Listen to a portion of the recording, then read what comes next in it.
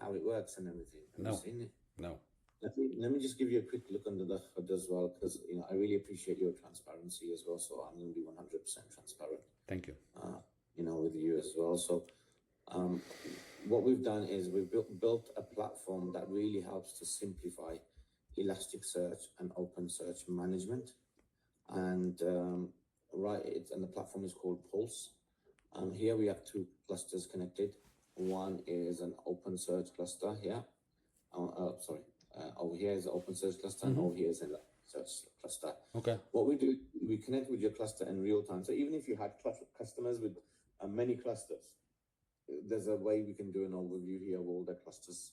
They can see the version, how many indices, shards, and how many nodes they're running. But this type of information is very generic, and it's available in many different tools. If I click here, this is where we differentiate. What we do is we provide a thing called a cluster health status. So if I click here, it opens up an health assessment. So when a customer connects their cluster to our platform, after 4 days, we're able to kind of run a bunch of different tests on the cluster. And what we do is we provide the customer with a health status. Here we're saying that this is landing at 63 out of 100. You can choose what is a bad rating or health. You can choose what is a fair, you can say maybe 90 to 100 is good for you. And anything between 70 to 90 is fair, whatever, you can choose. What we do is we mainly monitor these 4 pillars here: stability, performance, resiliency, and security. And then we analyze some of the parameters under these categories. And then what we do is we start shooting out alerts, but we don't just shoot out alerts and give people alert fatigue, because that's another problem, having 2 alerts. What we do is we help group them in order of recommendations. So what we do is those alerts, we categorize by performance, by index mapping, cluster configuration, and deployment improvements that you can make within that specific cluster. Okay. It's not generic information. It's actually us analyzing that specific cluster. And it's not giving you answers that you can chat GPT. It's actually looking at that specific cluster. So if I click on performance, it's telling me that there's a bunch of different recommendations. The top 3 are here: lock, shard, rebalance, to reduce impact on performance. So if I click on it, it actually gives me the headline, the RCA, and the description, and what you need to do, the recommendation on how to fix. This is the command line that you need to run in order to address the shard rebalance so that you can reduce the impact on performance. So what we're seeing is that you'll get the alert, but you'll also get the description, and you'll also get the resolution, what you need to do. If I go back to recommendations and we look at cluster configuration, so there's something, again, the recommendation early on is also affects the cluster's configuration. But then there's also this one: consider reducing the indices.query.bool.max clause count configuration. If I click there, it says your cluster has the indices, blah, blah, blah, setting configured to 4096, which is higher than the default value of 1024. So what we'd like to do is, rather than being reactive, we like to be proactive. So what one can do is, you have your home section, you got your clusters, you got your recommendations, you got your recommendations, and then what we can do is we can snooze certain recommendations because they may not be relevant for Home Depot's production cluster. Right. Which means that here you only get the recommendations that you really care about. And then what that will also do is improve the health status as well when we snooze all the irrelevant stuff. We have more dashboards than you can imagine at cluster level, node level.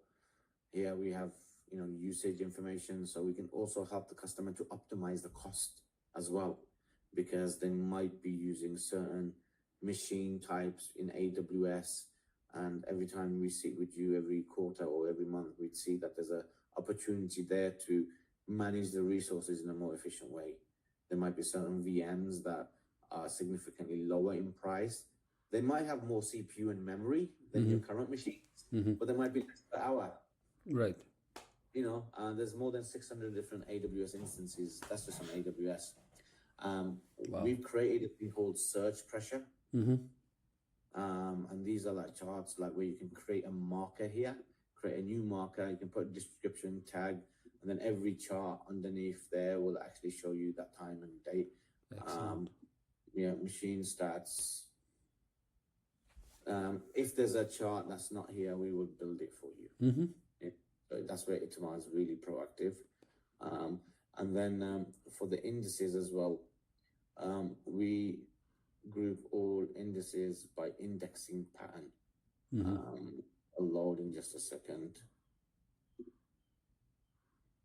And you can actually click on the index and you can actually dig a bit deeper and you can help to analyze, if there's any indices as well. So I click there and it says so logs endpoint.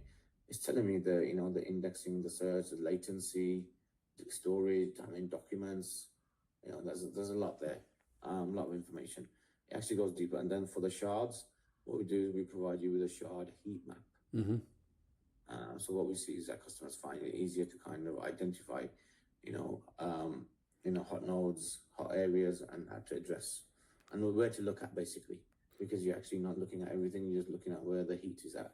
Right. So that would show how shards are balanced or not balanced, right? Like where the most of the documents in which shard end up.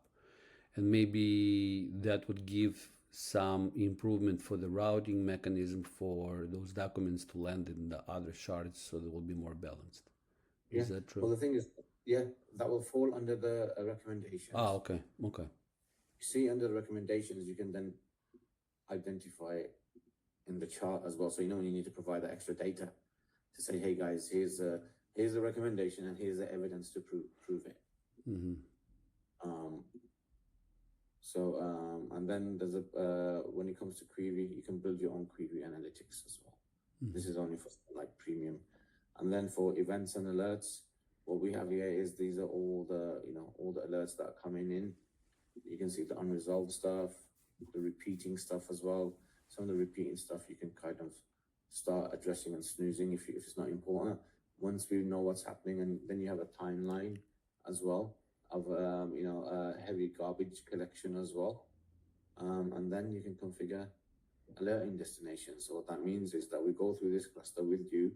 If you have a standard setting for one customer's clusters, so they might have 4 or 5 clusters, you can just map all the settings over. But you can really decide that what alerts are really priority for this cluster and what the time duration is for the alert. Cool. Yeah.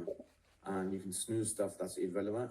Once all that is done, and you can choose the landing destinations where those alerts land. So if it's application related, you might want a team on PagerDuty. If it's infrastructure related, it might be a team on Slack, or you might even want to create your own webhook. Excellent. Yeah.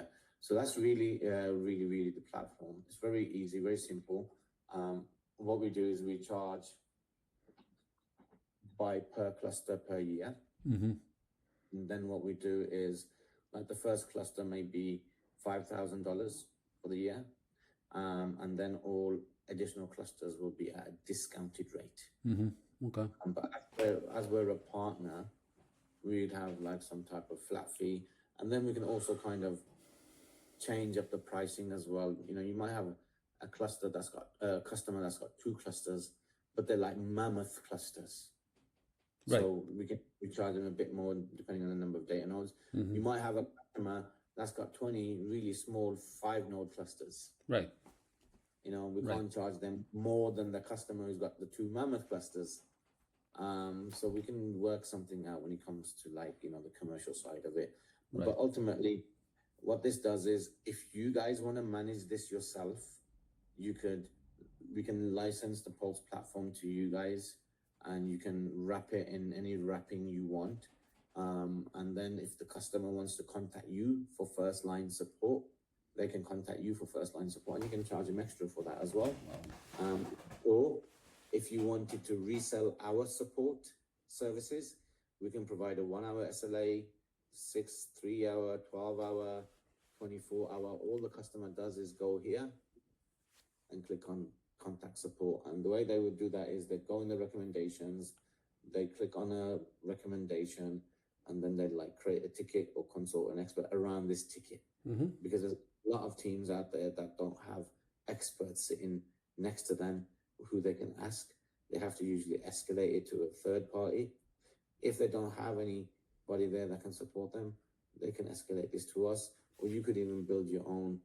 If you wanted to provide them with that first line support, and you wanted to have an arrangement with us where if you guys can't solve it, we jump in and help you out.